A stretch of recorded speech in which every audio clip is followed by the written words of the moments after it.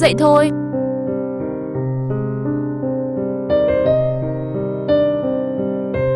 Đi lấy xe đi học thôi.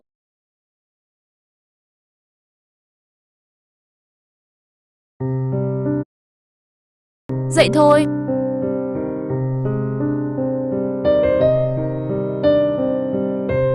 Đi lấy xe đi học thôi.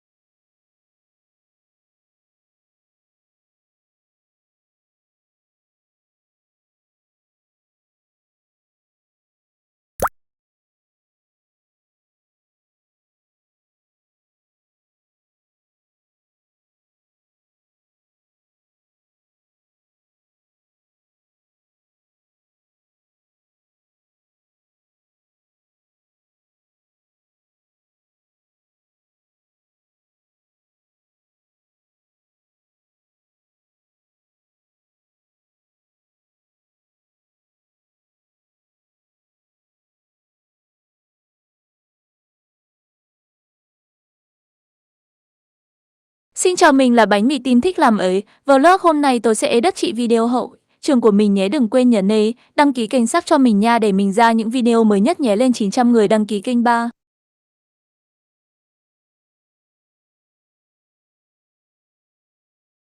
Xin chào, mình là Bánh Mì Tin thích làm ấy. Vlog hôm nay tôi sẽ đất chị video hậu Đi ôn bài trường tập của về mình nhé. nhà Đừng ngày quên kia nhấn còn đi học. đăng ký kênh sắp.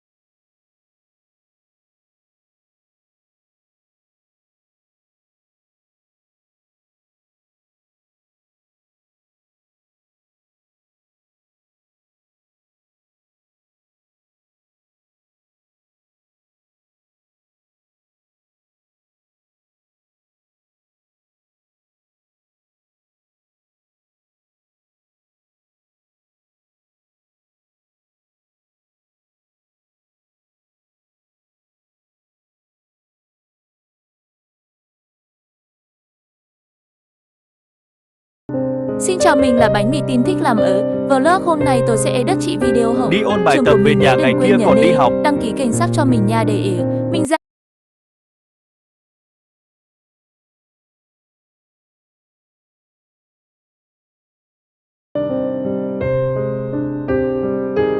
Xin chào, mình là Bánh Mì Tin thích làm ở. Vlog hôm nay tôi sẽ đất chị video hậu trường của mình nhé. Đừng quên nhấn đăng ký kênh sắp cho mình Đi nha ôn để bài tập về mình nhà ra ngày những kia video còn đi mới học. nhất nhé. Lên 900 người đăng ký kênh ba hậu trường kết của